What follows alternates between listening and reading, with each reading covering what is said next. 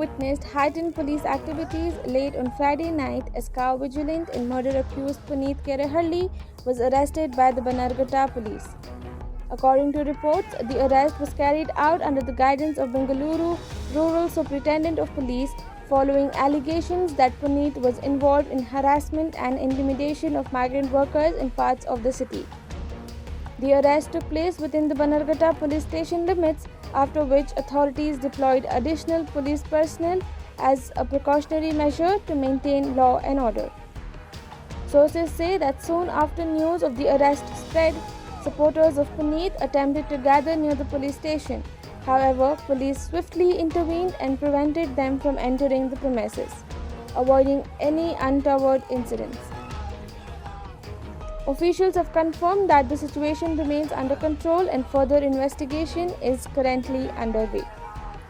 This arrest comes amid growing concerns over vigilant activities and safety of migrant workers in Bengaluru.